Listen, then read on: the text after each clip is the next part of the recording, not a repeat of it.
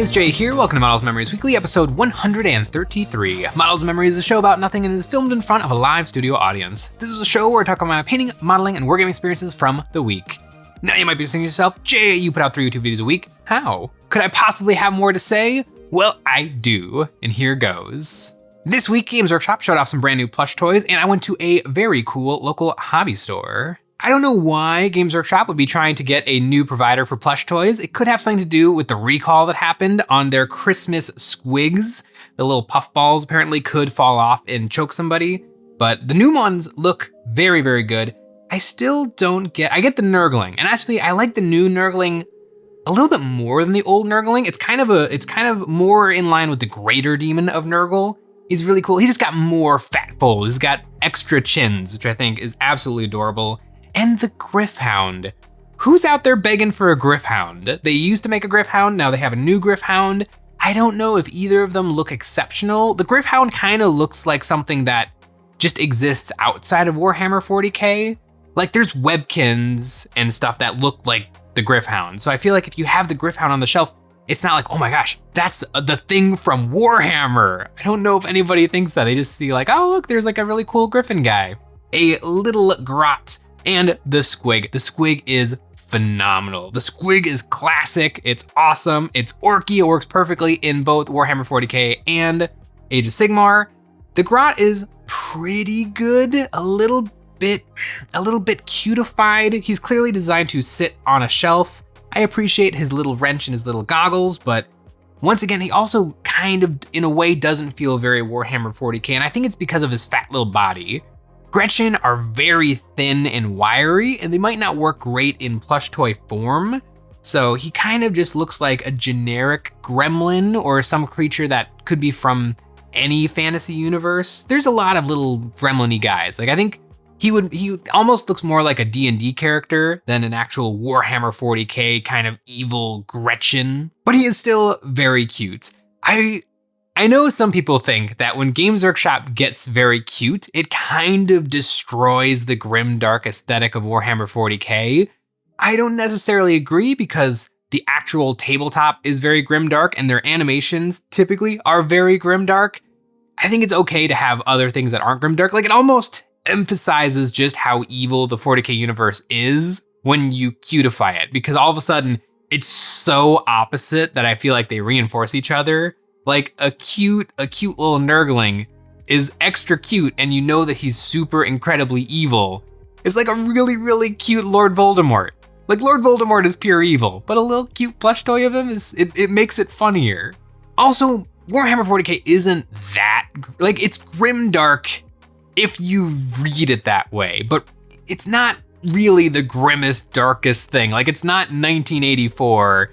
It's a cool, punky sci-fi universe that if you actually read all the flavor text, yes, it's very grim and very dark. But if you just kind of walk past some dudes playing Warhammer 40k, it's a board game. It's a normal board game. So I don't think that Games Workshop is kind of watering down its intellectual property with things like these weird little plush toys or the little chibis that you can get, which are also very fun. I think it just kind of adds to the charm. And I appreciate anything that gets more people to know about and into the world of Warhammer because it's getting out there. Like, I feel like it seems like all nerds know what Warhammer 40k is. And like people who play D&D now, they see these plush toys. They're like, oh yeah, that Warhammer thing. I remember seeing that when I was a kiddo. Like, I think that is nothing but good because I want as many people as possible playing Warhammer 40k and possibly, because Warhammer 40k is kind of the gateway drug to other tabletop war games, and then you get sucked into the entire universe, and then all of a sudden you're playing Malifaux. And I want to play more Malifaux, and I want more people to be playing Malifaux because it's a really, really cool game. I actually bought some Malifaux models that I shouldn't have not too long ago. I need my 10 Thunders. Like I needed some things for my 10 Thunders, and holy cow, do I have way, way too much on my painting desk, but I'm like, I need Terracotta Warriors. Like I need that for my gang. Otherwise I'm missing out on some of the really cool abilities they can do. So yeah, it is most certainly a gateway drug. And speaking of gateway drugs, I tried to do a whole bunch of painting this week and I kind of had painter's block. Felt a little bit burnt out, and it is certainly because I'm trying so hard to get all of my armies up to proper 2,000 points so that I can get games in on the tabletop. And I was definitely struggling because really the two big things on my painting desk as of late is a gigantic blob of 20 Tyranid gargoyles, and I just finished building 9 orc Deathcoptas. And so after I wrapped up for the day and it was time to do a little bit of evening painting, I would put those gigantic blobs of models on my desk and I'd be like, all right, let's see what I can do before bed. And just seeing all of those models in front of me, I would just watch Markiplier play spooky games and then go to bed. It's just too much. So, and I keep a spreadsheet of all the models I painted, and it was just kind of annoying me that I wasn't adding anything. And like I spend an hour painting green and then an hour painting gray, and it just didn't feel like I was getting anywhere. So I went to my Space Marine shelf and I grabbed the Apothecary Biologus, and I just painted him up. In 3 hours, it was lovely. I didn't hold back. I painted everything very well on him. Because when you're painting a giant squad, it's like, I can't highlight his head. I don't have time to do that on every single guy. But just letting myself go on this one guy, it was super therapeutic. It was so much fun. I got metallic paint on his shoulder pad, which I'm now noticing, and I want to fix it, but it is what it is. I really, really like him.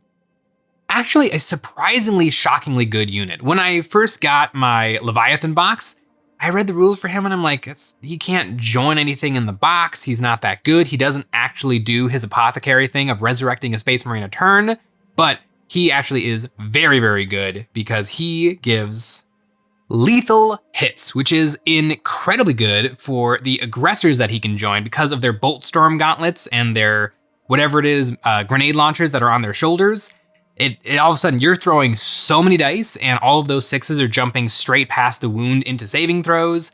It's a really, really good ability. It's kind of a little bit of a meme right now that this guy attached to like 6 aggressors, and then because he is an apothecary, you can actually attach him and a lieutenant to the same squad. So all of a sudden you can really chain a lot of keywords and special abilities on those aggressors with the Bolt Storm gauntlets. He actually becomes a pretty wildly powerful unit. I mean, lethal hits are also, would they be good on the Annihilators with their Meltaguns? Arguably better to have like something better on the wound than on the hits, but he's a very, very good unit. A little bit of an overlook. I do wish he still had his apothecary ability because he is an apothecary. He does have a weird ability where if his unit manages to kill something, then he's objective control 9, which is weirdly powerful, although he's already objective control 3, so he already does a really good job of increasing the objective control for his units. If he's attached to aggressors, they're all objective control 1, but he's objective control 3, so it's really easy to get like 4, 5, or 6 objective control on an objective, which is usually enough, especially because Space Marines are really good at just like bogarting the objective and just piling on top of it, so that you can't actually get a bunch of your piddly little like Ormagants or Guard onto it. But yeah, kind of a fun little unit, and I really, really had a fun time painting him.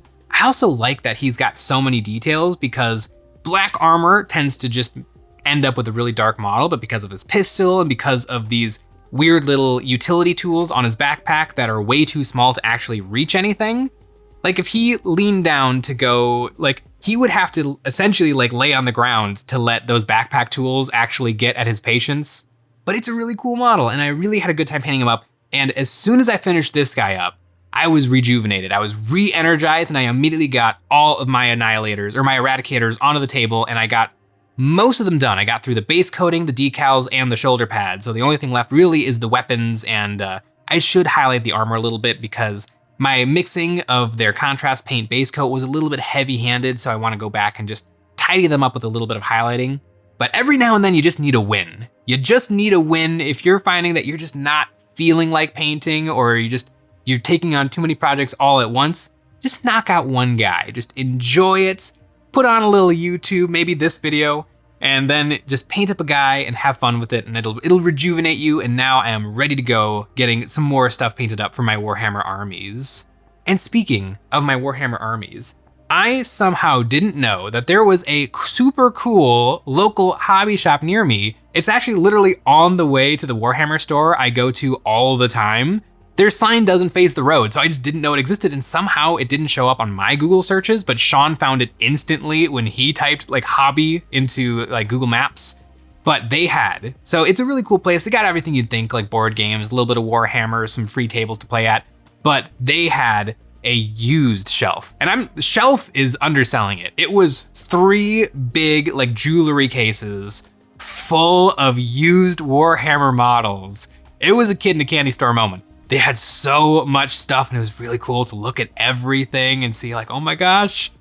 They had an Inquisitor Karamazov. If anybody knows that model, it's the Inquisitor who rides around on a giant throne made out of a dreadnought. It's a really cool model. I've never seen one in the flesh. They had some Tau Sunshark bombers, which I've also never seen in the flesh.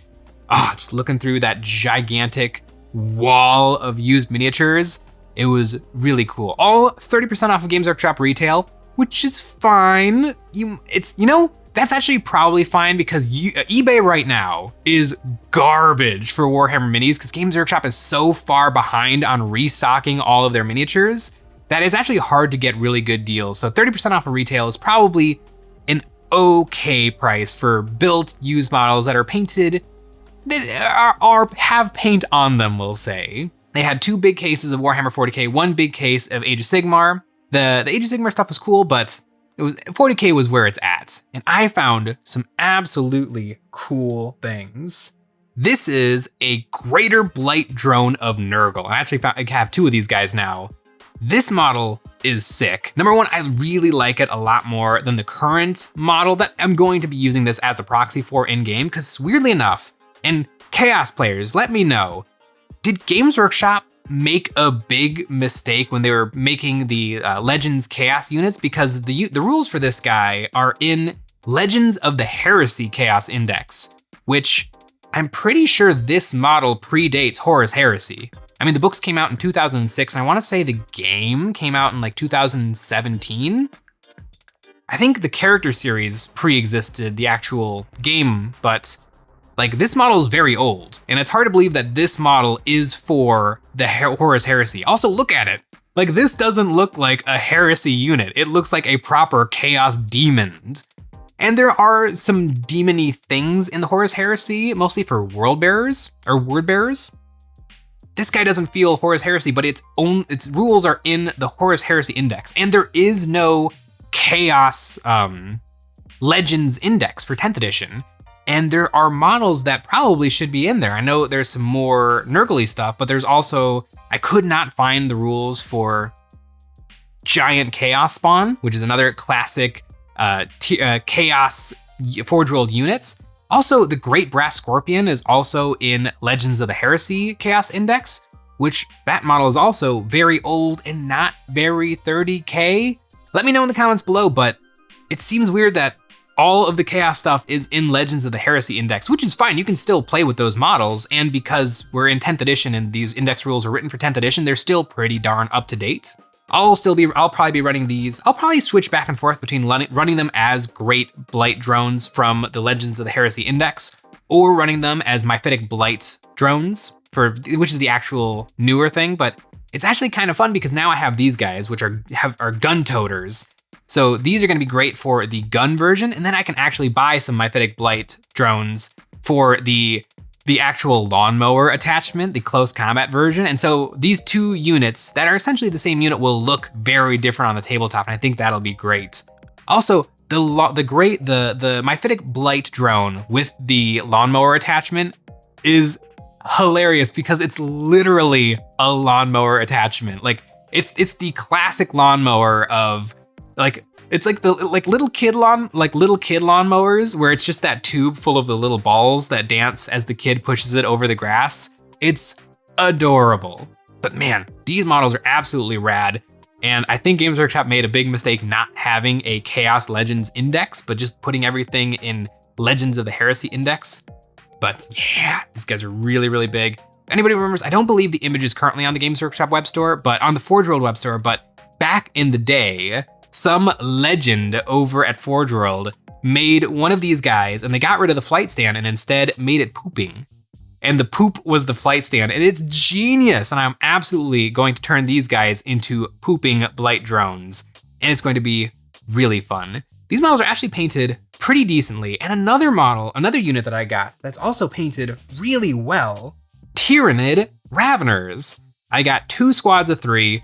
These guys are painted really, really nicely, clearly with Games Workshop paints, but like they thin down the wash so that this a nice sepia on the body, some really, really nice edge highlighting and blending, or not blending, but layering on the body. Like it's cleaned up perfectly. Old Tyrannid models are gross for mold lines. I have put together 30 old school Gene Stealers at this point, and they have 6 limbs with monstrous mold lines on every single limb. A quantifiable portion of my life has been spent cleaning the mold lines off of Gene Stealers. And this person did a perfect job. I can't see a single mold line, which is gonna be great because I'm gonna repaint these guys up for my High Fleet Behemoth. And Ravagers are actually pretty solid. Warriors are kind of in a weird spot right now. They get better if you attach the Tyrannid Prime. Although then you have the awkwardness of the Tyrannid Prime can all of a sudden not move as much because he has a much larger movement characteristic than the actual warriors he's attached to. These guys get Deep Strike. Deep Strike and Warriors, you got some juice there. I am really excited to repaint these guys and to get them all cleaned up. You could call it an eBay miniature rescue, if you will, to get these guys all clean and fresh to be repainted for my Tyrannid army. If I ever manage to get those gargoyles finished, then these guys will be next on the chopping block, and they would look really good next to my Trigon. Which, unfortunately, the Trigon is now not looking quite as good as the Moloch, where before it was looking much better than the Moloch, but it's essentially, it's one of those units. For some reason, I feel like WYSIWYG is really, really important to my Space Marines. It's part of the enjoyment of my army that my Space Marines are exactly correct. If somebody is holding a multi-melta, or if somebody has multi-melta rules, I want them to be holding the multi-melta. It just kind of makes my brain happy to see everything be exactly perfect. None of my other armies, I could care less about WYSIWYG. And so running my Trigon as a Moloch, it wouldn't bother me one bit. It's almost the same exact model. You just change its mouth, like not even its head, its mouth. And so do you guys feel that the same way? Like, do you like WYSIWYG, or do you find that you don't care one bit? Because I'm putting together a bunch of orcs as well. And I have 30 orc boys, and I'm gonna build 30 more as Shooda boys. Because I like the look of the Shooda boys. It would be kind of sad to leave all of those cool bits just on the sprue. And I feel like it would look really good mixed together to have Shooda boys and Slugga Choppa boys in the same unit all mixed up. Because I feel like orcs look really good, ramshackle and mismatched. And it would just kind of be sad to have them all identical Slugga Choppa. Even though it's the complete opposite of my Space Marines, I think Space Marines are a proper military with rank and structure, and the orcs and almost nothing else is. I feel like that's why I'm just not feeling WYSIWYG for my other armies. I still want models to be the model, but if their weapons are a little iffy, or I kit bash or convert something to be that weapon, that actually makes me a little bit happier than perfect WYSIWYG. The only time I would say WYSIWYG never actually matters. You should only do WYSIWYG for yourself. If you're actually playing games, I think WYSIWYG can be slightly important. What you see is what you get for your opponents, because it's never fun if your unit charges up and then they get overwatched because they didn't know that all the plasma guns in your guys' squad was actually flamers, and so then they get overwatched with a torrent weapon. That can lead to some feel bad moments, but you're playing Warhammer 40k. There's going to be some feel bad moments, so maybe it doesn't even matter. Oh, now that I have those Greater Blight drones, a few episodes ago I asked you guys which of my gray unbuilt armies you'd like to see brought to the channel next, and it was overwhelmingly Death Guard. And now that I got those Blight drones, I see the entire Death Guard army before me in my mind's eye, all painted up and looking lovely. I think I might take some of my Black Templar rhinos and Chaos and Nurglify them. So because I don't really bring them that much in my games of Warhammer 40k. Rhinos are excellent, and they did get a points decrease, so they're okay on the tabletop, but I'm kind of replacing them with the new Primaris vehicles. And so it's the month of October, it's spooky season. I kind of want to just buy some skeletons and kit bash the skeletons into the rhinos and make some proper Chaos Nurgle vehicles. And the Blight drones have this really interesting texture to them. It's just, they just poked it with a pencil a million times to make these little dents, probably literally with a pencil because this is an old hand sculpted model, that would be reasonably easy to pull off with sculpting and free sculpting, because I'm not a great sculptor, but I can poke a model with a pencil 100 times. I can make that happen. Now I want my Death Guard army, especially since they just essentially just got fixed in the errata, where now they actually have good rules, where before they were definitely one of those armies that was lacking. Maybe not quite as bad as the Leagues of Wotan, but they definitely needed a bump, and Games Workshop gave them a bump. Probably my favorite rules rewrite, because it actually fits in with the lore. Every turn, anything that gets near a Death Guard model, they actually create a bubble of badness, a bubble of plague. And so they used to reduce the save characteristic, and now they used to reduce the armor characteristic, and now they reduce the save characteristic.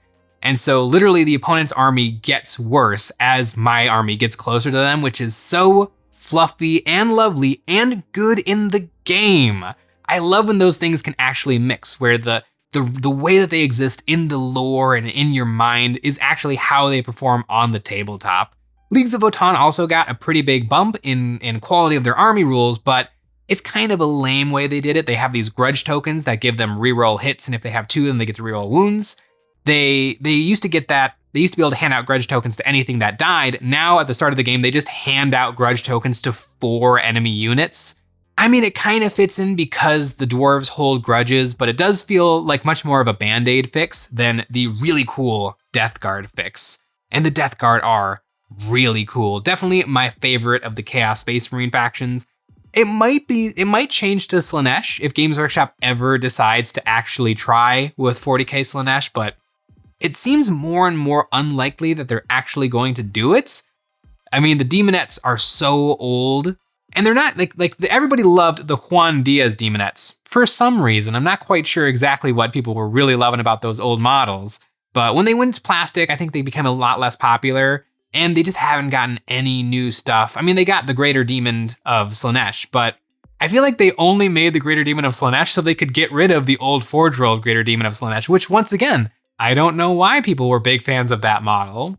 But yeah, good old Slaanesh. I would like to do a Slaanesh army. I actually do have some Demonettes that I got last year at Adepticon. I would like to do something with Slaanesh, but until Games Workshop decides to either bring back the army or get rid of the army, I'll just hold off on that decision. But you know what decision I never hold off on? That's right, talking about our Patreon. Over there, we have a new STL set every single month, and this month we have Orc vehicles. We got Grot tanks, we got trucks, we got war rigs, we got Grot riggers. Really excited about those Grot tanks. They seem like an excellent unit on the tabletop. We also make extra episodes of Eons of Battle every single week where we take a look at our viewers' miniatures and get some ideas and critiques of how to improve their painting. And we have a tier where you can get your name on one of my Black Templar Space Marines, potentially the Space Marine Apothecary Biologus. A super fun week of wargaming. I'm probably gonna get those Eradicators, Space Marines done really quickly, and who knows, I might actually manage to get those Gargoyles finished this week. Probably not.